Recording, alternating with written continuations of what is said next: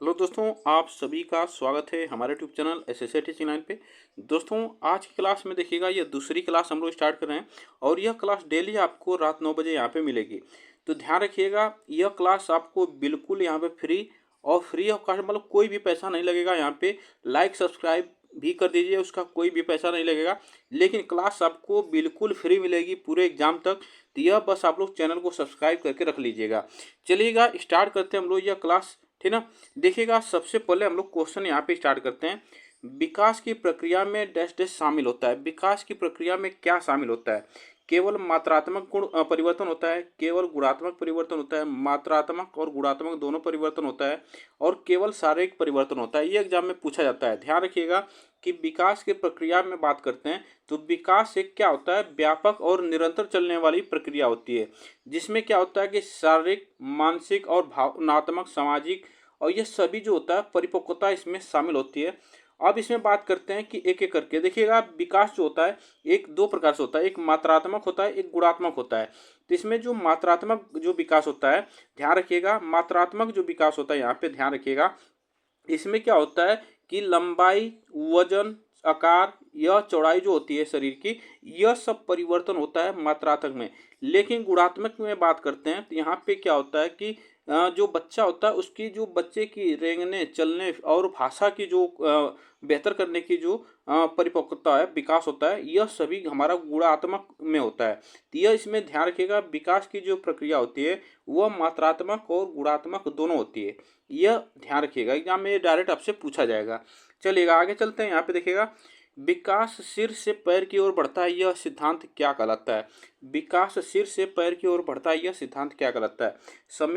समीप दूरामुखी, जिसे हम लोग प्रोक्सिमोडिस्टल कहा जाता है, शीर्षा भूमिक सिफेलोकाउडल कहा जाता है, सामान्य से विशिष्ट और एकीकरण का सिद्धांत। तो यह इसमें आपसे पूछा है कि जो विकास होता है हमारा, वह किस सिर से पैर की ओर जब बढ़ता है तो उसे हम क्या कहते हैं? तो उसे हम कहते हैं शीर्षा भूमिक, इसे कहते हैं सेफेलोकाउडल कहा जाता है। इसमें जो विकास होता है, विकास की जो प्रक्रिया होती है इसमें, वो बच्चे के पहले सिर का विकास होता है। ध्यान रखिएगा, इसमें बच्चे का क्या होता है, पहले सिर का विकास होता है, उसके बाद धीरे धीरे विकास जो होता है वो पैर की ओर होता जाता है, और वह एक लंबवत दिशा में होता है, आगे बढ़ती रहती है, लंबवत दिशा में ये आगे बढ़ती रहती है। तो इसे हम लोग शीर्षा भूमिक कहते हैं, या इसे हम सिफेलोकाउडल कहा जाता है। एग्जाम में डायरेक्ट आपसे पूछा जाता है। उसके बाद देखिएगा, समीप दूराभिमुखी अगर पूछा जाए, यह प्रोक्सिमोडिस्टल कहा जाता है। यह विकास की बात करते हैं तो इसमें क्या होता है कि जो बच्चे का विकास होता है, यह शरीर का विकास होता है, यह बच्चे के केंद्र से, जो मध्य भाग होता है बच्चे का, उससे केंद्र से होकर ये बाहर की ओर जाता है। जिसमें बच्चा क्या होता है कि पहले क्या करता है, एग्जाम्पल के तौर पर समझिएगा कि यहाँ पे जो बच्चा होता है उसका पहले जब वह क्या होता है कि पहले बच्चे का क्या देखे होंगे कि पहले बच्चा अपना हाथ हाथ हिलाता है, पैर हिलाता है, उसके बाद वह अपना क्या करता है, अंगुली हिलाना शुरू करता है। अंगुली वह हिलाता है, पहले हाथ पैर हिलाता है, उसके बाद देखिएगा बच्चे एक एक अंग हिलाना वह शुरू करता है। तो बच्चे का जो विकास होता है वह इसमें देखिएगा, यह केंद्र से होकर क्या होता है कि बाहर की ओर जाता है, यह प्रोक्सिमोडिस्टल में, ठीक ना। यह एग्जाम में डायरेक्ट आपसे पूछेगा। चलिएगा आगे चलते हैं। यहाँ पे विकास केंद्र से परिधि की ओर बढ़ता है, यह सिद्धांत क्या कहलाता है? अभी बताए हैं कि विकास केंद्र से परिधि की ओर, बाहर की ओर हो, तो वह हम क्या कहते हैं, समीप दूराभिमुखी इसे कहा जाता है, या प्रोक्सिमोडिस्टल कहा जाता है। यह इंग्लिश में नाम याद रखिएगा, यह सबसे अच्छा नाम रहेगा याद करने का, ठीक ना। चलिएगा नेक्स्ट बताइएगा। यहाँ पे मानव व्यक्तित्व किसका परिमाण है? मानव व्यक्तित्व किसका परिमाण है? केवल आनुवंशिकता का, केवल पर्यावरण का, आनुवंशिकता और पर्यावरण के बीच अंतःक्रिया का, पालन पोषण का? इसमें से ध्यान रखिएगा, अगर बात करते हैं मानव व्यक्तित्व किसका विकास करता है, तो यह ध्यान रखिएगा, इसमें जो होता है आनुवंशिकता और पर्यावरण के बीच जो अंतःक्रिया होती है, वह हमारा इसका परिणाम होता है कि मानव का व्यक्तित्व विकास होता है। इसमें क्या होता है कि सभी जो, अगर देखिएगा, अगर वहाँ पे आनुवंशिकता अगर जो माता पिता से मिलती है, और पर्यावरण के जो सामाजिक जो तत्व होते हैं, उससे भी क्या होता है कि हमें सीखने को मिलता है, उससे भी अंतःक्रिया करके हम क्या करते हैं, अपना विकास करते हैं, व्यक्तित्व को अच्छा करते हैं। इसमें जो ऑप्शन सही होगा, सी ऑप्शन यहाँ पे सही है। चलिएगा आगे चलते हैं। आँखों का रंग जैसी शारीरिक विशेषताएं डैश डैश द्वारा निर्धारित होती है, मुख्य रूप से आनुवांशिक कारक होता है, मुख्य रूप से पर्यावरणीय कारक होता है, सांस्कृतिक कारक होता है, सामाजिक कारक होता है। तो आंखों का रंग जैसी शारीरिक विशेषताएं डैश डैश द्वारा निर्धारित होती है। यह आप ध्यान रखना कि अगर आंख का रंग उसके माता पिता पे निर्धारित होती है कि उसके जो जीन होते हैं, माता पिता के जो जीन होते हैं वह निर्धारित करते हैं कि आंखों का रंग कैसा होता है। ठीक है ना, तो यह ध्यान रखिए, एग्जाम में डायरेक्ट आपसे पूछे जाएगा। तो यह मुख्य रूप से वह आनुवांशिक कारक होता है। ठीक है ना, आनुवांशिक कारक होता है जो कि आंख का रंग वो जो परिवर्तन करता है वो मेलानिन के कारण होता है। ये भी ध्यान रखिएगा, मेलानिन के कारण यहाँ पे जो आंख का रंग होता है वो भी इस पे डिपेंड करता है। ठीक है ना, तो इसमें जो ऑप्शन से होगा ये ऑप्शन यहाँ पे सही होगा। चलिएगा, बच्चों के समाजीकरण की प्राथमिक एजेंसी कौन सी है? प्राथमिक एजेंसी पूछा है, कौन है? विद्यालय है, मीडिया है, परिवार है, सहकर्मी समूह है। तो इसमें से अगर बात करते हैं बच्चे के, अगर कभी भी एग्जाम में पूछा जाए कि बच्चे के जो प्राथमिक कारक होते हैं, ठीक है ना, यह ध्यान रखिएगा। अगर पूछा जाए कि प्राथमिक कारक भी पूछ लिया जाता है कि वह कौन होते हैं, तो सबसे पहले आप ध्यान रखिएगा परिवार। ठीक है ना, परिवार जो होता है यह सबसे प्राथमिक होता है। बच्चे जो होते हैं अपने परिवार से सीखते हैं, कोई भी चीज़ सीखते हैं तो सबसे पहले अपने परिवार से। द्वितीय जो कारक होता है, एजेंट होता है, एजेंसी होती है, वो हमारा क्या होता है, उसमें विद्यालय, मीडिया, सहकर्मी, समाज, ये सभी आ जाते हैं। लेकिन प्राथमिक कारक अगर पूछा जाए तो परिवार होता है। तो इसमें जो ऑप्शन से होगा यहाँ पे सी सही होगा। चलिएगा, नेक्स्ट बताएगा, सामाजिकरण एक प्रक्रिया है जिसके द्वारा बच्चे और वयस्क सीखते हैं। बताएगा, सामाजिकरण एक प्रक्रिया है, सही बात है, जिसके कारण क्या, जिसके द्वारा बच्चे और वयस्क सीखते हैं परिवार से, विद्यालय से, साथियों से और समाज के मानदंड और मूल्य से। तो यह क्या होता है, किसे सीखते हैं? तो इसमें ध्यान रखिएगा, अगर समाज में जो मूल मानदंड होगा, ठीक है ना, वह जो नियम बनाए गए होंगे उसी के अनुसार वह कोई भी व्यक्ति या कोई भी बच्चा कार्य करेगा। वो अगर गलत है तो उसको गलत ही गलत ही समझेगा, अगर जो सही नियम है तो उसको सही समझेगा। यह एक मानदंड होता है समाज का और मूल्य होता है। ठीक है ना, तो यह एग्जाम में हमारा पूछा जाता है। चलिएगा आगे चलते हैं, नेक्स्ट बताएगा, विद्यालय समाजीकरण की डैश डैश एजेंसी। विद्यालय समाजीकरण की डैश डैश एजेंसी प्राथमिक है, द्वितीयक है, निष्क्रिय है और अनौपचारिक है। तो विद्यालय क्या हो गया हमारे, यह समाजीकरण की एक क्या है हमारी, यह द्वितीयक एजेंसी है। ठीक ना, द्वितीयक एजेंसी जिसे द्वितीयक कारक हम भी कह सकते हैं। तो यहाँ पे द्वितीयक ऑप्शन यहाँ पे सही है। चलेगा, नेक्स्ट बताएगा यहाँ पे, जिन पियाजे के अनुसार बच्चे दुनिया के बारे में अपनी समझ का निर्माण डैश डैश के माध्यम से करते हैं, निष्क्रिय अनुकरण से, सक्रिय अन्वेषण से, केवल शिक्षक के निर्देशन से, पुनर्बलन से। तो देखिएगा, जिन पियाजे ने सामाजिक संज्ञानात्मक विकास का सिद्धांत दिया था, जिसमें इन्होंने माना था कि बच्चे जो होते हैं वह अपना, बच्चे क्या करते हैं, अपने सक्रिय खोजकर्ता होते हैं। इन्हें बच्चों को नन्हे वैज्ञानिक कहा है, किसने? तो यह पियाजे ने कहा है। तो यह इनका मानना था कि बच्चे जो है वह अपने खोजबीन से सीखते हैं, वह सक्रिय रूप से, एक्टिव रूप से वह खोज करते हैं, खोज करके सीखते हैं। तो यह सक्रिय अन्वेषण होता है। अन्वेषण का मतलब कि खोज करके सीखते हैं, बच्चे सक्रिय रूप से खोजकर्ता होते हैं। ये भी बात आपको ध्यान रखना। तो इसमें जो ऑप्शन बी सही होगा। चलिएगा, नेक्स्ट बताइएगा यहाँ पे, वह अवस्था जिसमें बच्चा तार्किक रूप से वस्तुओं और घटनाओं के बारे में सोचना शुरू कर देता है, क्या कहलाता है? बताइएगा, संवेदी पेशी अवस्था, पूर्व संक्रियात्मक अवस्था, मूर्त संक्रियात्मक अवस्था, औपचारिक संक्रियात्मक अवस्था। यह जो अवस्थाएं दी गई है, ध्यान रखिएगा, यह संज्ञानात्मक विकास के सिद्धांत की अवस्था है, जिसने जिन पियाजे ने दिया है, ये चारों अवस्था। ठीक है, यह अवस्था की आपसे एज पूछा जाता है, ध्यान रखिएगा। यह जो संवेदी पेशी अवस्था 0 से 2 वर्ष की होती है, 0 से 2 वर्ष की अवस्था होती है। उसके बाद ध्यान रखिएगा, यह होती है हमारी 3 से, पूर्व संक्रियात्मक अवस्था 3 से 6 वर्ष, मान लीजिए यहाँ पे 6 वर्ष या 7 वर्ष होती है।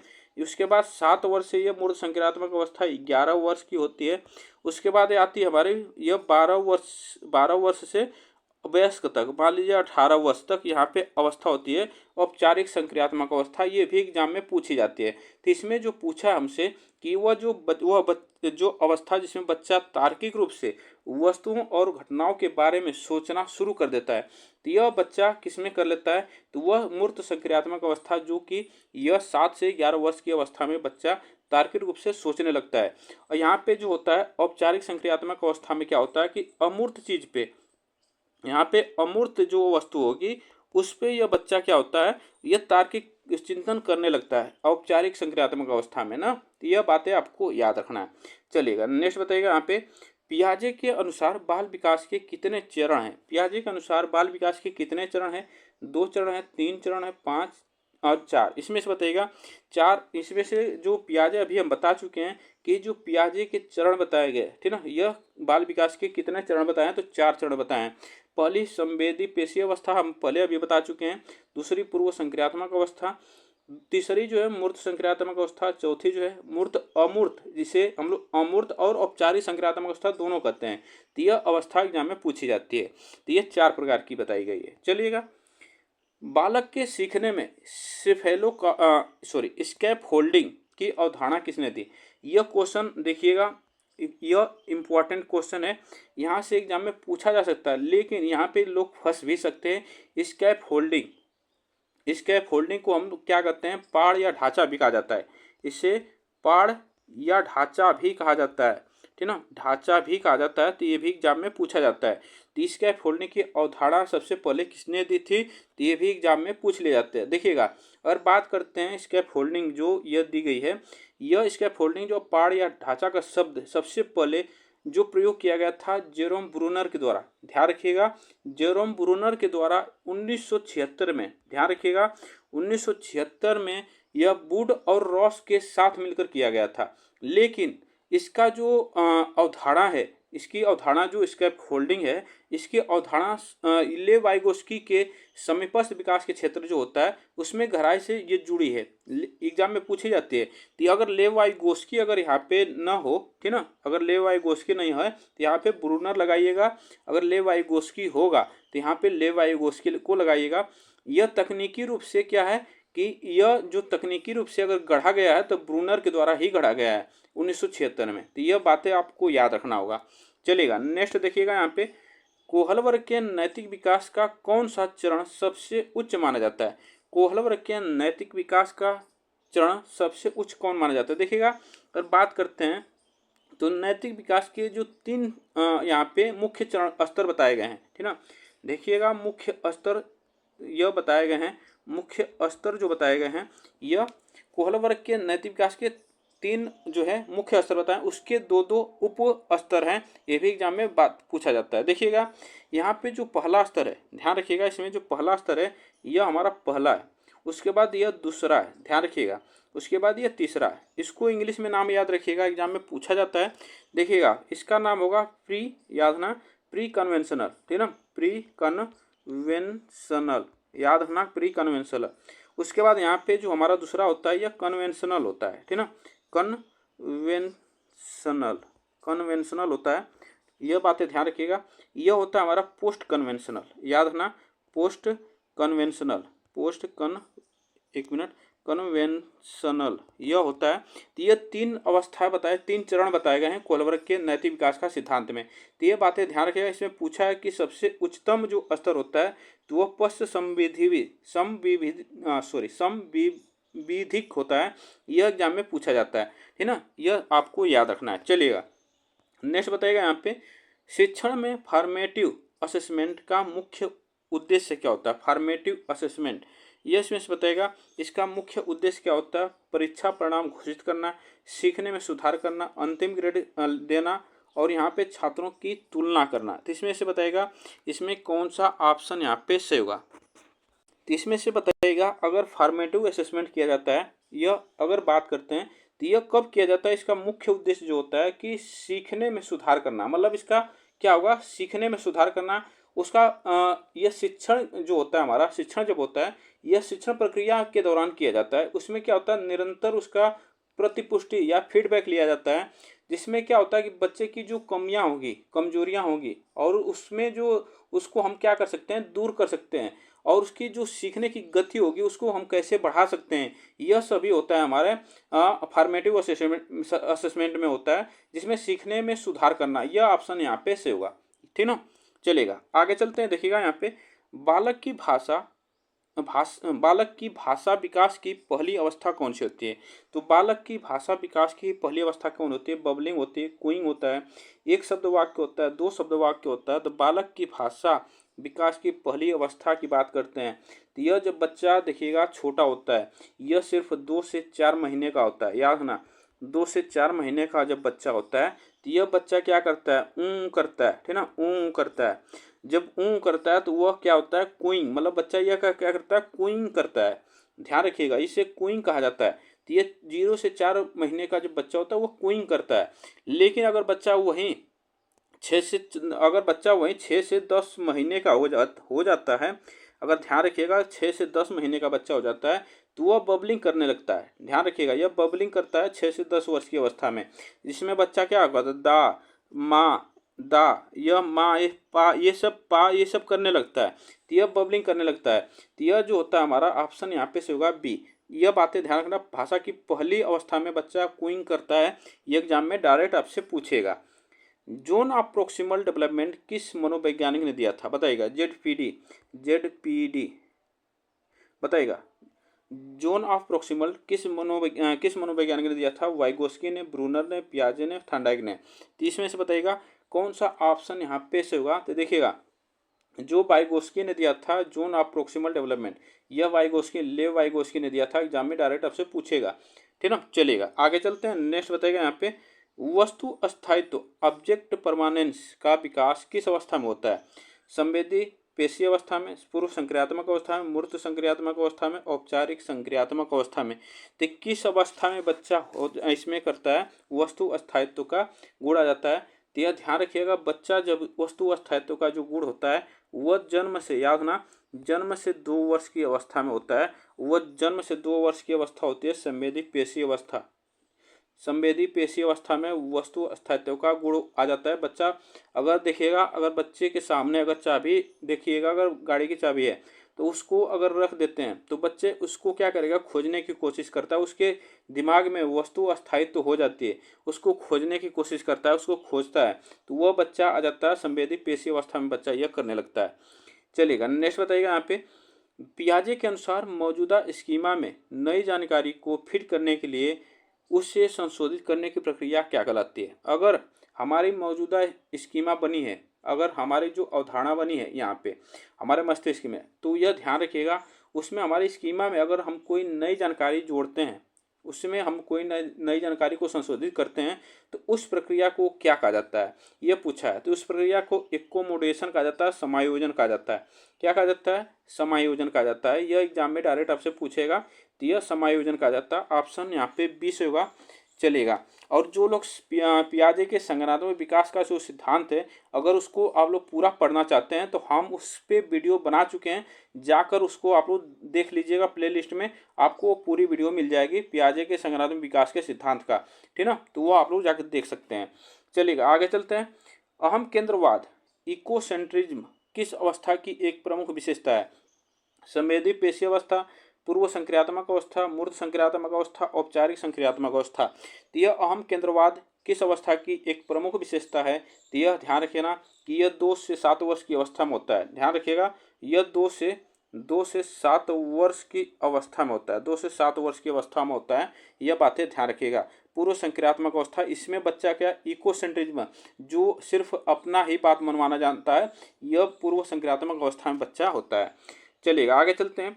कोहल वर्ग के अनुसार नैतिक विकास का उच्चतम स्तर कौन सा है, बताइएगा। कोहल वर्ग के अनुसार नैतिक विकास का उच्चतम स्तर हम बता चुके हैं, पूर्व परंपरागत, परंपरागत, उत्तर परंपरागत, सामाजिक अनुबंधन। तो देखिएगा, हम बताए हैं इंग्लिश में ना कि एक होता है प्री कन्वेंशनल स्टेज, एक होता है पोस्ट कन्वेंशनल, एक होता है पोस्ट कन्वेंशनल। जो हमारा पोस्ट कन्वेंशनल स्टेज होता है तो उसे हम लोग कहते हैं उत्तर परंपरागत अवस्था। ध्यान रखिएगा, यह हिंदी में अलग अलग नाम देता है, इसको भी आपको ध्यान रखना है।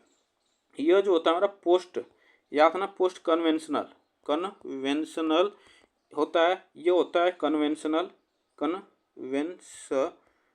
कन्वेंशनल होता है, और यह होता है प्री कन्वेंशनल, याद ना, प्री कन्वेंशनल, प्री कन्वेंशनल होता है। तो इसमें जो होता है ऑप्शन हमारा सी से होगा। चलिएगा, आगे चलते हैं। यहाँ पे, एक बच्चा इसलिए अच्छा व्यवहार करता है क्योंकि उसे दंड का भय है, यह कोहल वर्ग के किस स्तर से संबंधित है, पूर्व परंपरागत, परंपरागत, उत्तर परंपरागत, और यहाँ पे सार्वभौमिक नैतिक सिद्धांत, इसमें से आपसे पूछा है कि दंड का उसके अंदर भय है, तो वह अच्छा व्यवहार करता है, इसलिए करता है कि उसके अंदर दंड, मतलब अगर अच्छा कार्य नहीं करेंगे तो वो हमें दंड मिलेगा। तो यह होता है पूर्व परंपरागत अवस्था में, जो इसमें उप अवस्था 2 है, तो इसकी पहली अवस्था में होता है, उप अवस्था की पहली अवस्था में होता है, जिसमें जो ऑप्शन होगा ए। चलिएगा, दूसरों द्वारा स्वीकृत होने की इच्छा कोहलवर के नैतिक विकास के किस चरण की विशेषता है? दंड और मापन, दूसरे द्वारा स्वीकृत होने की इच्छा कोहलवर के नैतिक विकास के किस चरण की विशेषता है? यह आपसे प्रश्न पूछा है, बताइएगा। इसमें से ध्यान रखिएगा, अगर बात करते हैं तो यह जो होता है अच्छा लड़का अच्छी लड़की अभिविन्यास जो होता है ना, यह जो आता है हमारा स्टेज 3 में आता है। तो यह ऑप्शन जो होगा सी, ठीक है। अच्छा लड़का अच्छी लड़की अभिविन्यास जो होता है ये स्टेज 3 में होता है, जिसे हम लोग पोस्ट कन्वेंशनल स्टेज कहते हैं। इसी में यह अच्छा लड़की और अच्छा लड़की और अच्छा लड़का बनने का अभिविन्यास होता है। चलिएगा, आगे चलते हैं। यहाँ पे वाइगोस्की ने बच्चों के सीखने में निम्नलिखित में से किस कारक की महत्वपूर्ण भूमिका पर बल दिया है?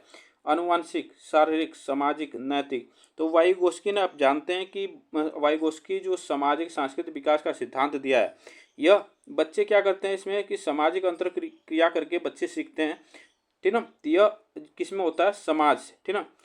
किस कारक की महत्वपूर्ण भूमिका होती है? तो समाज की होती है। तो यह समाज को महत्व दिए हैं वाइगोस्की ने। आगे चलते हैं, देखिएगा, वाइगोस्की के अनुसार निजी भाषण क्या कहलाता है? निजी भाषण जो प्राइवेट स्पीच होती है क्या कहलाता है? बताइएगा। यह बच्चे के अहम केंद्रवाद को दर्शाता है, यह बच्चे के विचार को बाधित करता है, यह बच्चे को अपने कार्यों का मार्गदर्शन करने में मदद करता है, यह एक अपरिपक्व व्यवहार होता है, ठीक ना। तो ध्यान रखिएगा, वाइगोस्की के अनुसार निजी भाषण की बात करते हैं तो यह बच्चा किस अवस्था में, यह बच्चे अपने कार्यों का मार्गदर्शन करने में मदद करते हैं। तो यह ऑप्शन यहाँ पे से होगा, ऑप्शन यहाँ पे सही होगा सी। चलिएगा, नेक्स्ट बताइएगा। यहाँ पे पाढ़ स्कैप फोल्डिंग की अवधारणा किससे संबंधित है? तो हम बता चुके हैं कि यह वाइगोस्की से संबंधित है, ठीक ना। वाइगोस्की पाढ़ या स्कैप फोल्डिंग इसे कहा जाता है, तो यह वाइगोस्की से संबंधित है। आगे चलते हैं। बाल केंद्रित शिक्षा का समर्थन निम्नलिखित में से किस विचारक द्वारा किया गया था? अगर बात करते हैं यहाँ पे बाल केंद्रित शिक्षा की, देखिएगा, अगर बाल केंद्रित शिक्षा और यहाँ पे प्रगतिशील शिक्षा, प्रगतिशील शिक्षा की बात करते हैं, ठीक ना। प्रगतिशील शिक्षा की बात करते हैं तो यह इसके जो पुरजोर जो वकालत की थी, यह जो किए थे तो ये जॉन डेवी ने किए थे, ठीक ना। बाल केंद्रित शिक्षा और प्रगतिशील शिक्षा की जो वकालत किए थे ये जॉन डेवी ने किए थे, तो यह इनका विचारक है जॉन डेवी का। चलेगा, आगे चलते हैं। एक प्रगतिशील कक्षा में शिक्षण होना चाहिए, कैसा होना चाहिए? शिक्षक केंद्रित होना चाहिए, पाठ्य पुस्तक होना चाहिए, परीक्षा केंद्रित होना चाहिए, या शिक्षार्थी केंद्रित होना चाहिए? अगर बात करते हैं यहाँ पे प्रगतिशील शिक्षा में, तो यहाँ पे अगर शिक्षण कभी होना चाहिए तो इसमें बच्चे पे होना बाल केंद्रित शिक्षा होनी चाहिए या शिक्षार्थी केंद्रित शिक्षा होनी चाहिए। तो इसमें जो ऑप्शन डी सही होगा। चलिएगा, आगे चलते हैं। हार्वर्ड गार्डनर का बहुबुद्धि सिद्धांत बताता है कि बुद्धि को बढ़ाया नहीं जा सकता। बुद्धि कई प्रकार की होती है, बुद्धि केवल एक सामान्य कारक है, बुद्धि परीक्षण विश्वसनीय नहीं है। तो देखिएगा, हार्वर्ड गार्डनर की बात करते हैं सबसे पहले। तो हार्वर्ड गार्डनर ने इन्होंने सबसे पहले तो 7 प्रकार की बुद्धि बताई थी, याद रखना, 7 प्रकार की बताई थी। उसके बाद इन्होंने बाद में एक 8 प्रकार की बुद्धि को ऐड किया था, तो यह 8 प्रकार की बुद्धि हो गई थी। तो यह 8 प्रकार की बुद्धि एनसीईआरटी में दिया होता है, एनसीईआरटी में दिया होता है। यह 8 प्रकार की बुद्धि हार्वर्ड गार्डनर के द्वारा यह दिया गया था, ये भी एग्जाम में पूछा जाता है। तो इसमें बुद्धि कई प्रकार की होती है, यह हार्वर्ड गार्डनर का सिद्धांत था, यह बताता है कि बुद्धि कई प्रकार की होती है। तो एग्जाम में डायरेक्ट आपसे पूछेगा। आगे चलते हैं। भाषा सापेक्षता परिकल्पना किसने की? तो भाषा सापेक्षता जो है परिकल्पना किसने की? चॉम्स्की ने, पियाजे ने, स्किनर ने, बेहोर्फ ने। तो देखिएगा, भाषा सापेक्षता परिकल्पना किसने की थी? तो यह बेंजामिन ली बेहोर्फ ने की थी। यह ऑप्शन से होगा डी। तो यह बातें आपको ध्यान रखना है, एग्जाम में डायरेक्ट आपसे पूछेगा, तो इतनी बातें आपको याद रखना है। तो देखिएगा, आज इतने ही क्वेश्चन है। यह क्वेश्चन आपको कैसे लगे? वीडियो को आप लोग बस लाइक शेयर करिएगा और कमेंट में ज़रूर बताइएगा कि आपको क्लास 1 कैसे लगी। और यह देखिएगा, क्लास रात 9 बजे यहाँ पे मिलती है और बिल्कुल आपको फ्री क्लास यहाँ पे मिलेगी, कोई भी पैसा यहाँ पे नहीं लिया जाएगा। अब आप लोग पूरे क्लास देख सकते हैं फ्री ऑफ कॉस्ट, ठीक है ना। तो ये बातें आपको ध्यान रखना है। तो चलिए फिर मिलेंगे नेक्स्ट वीडियो में, तब तक के लिए थैंक यू सो मच आप सभी को, तब तक के लिए थैंक यू सो मच।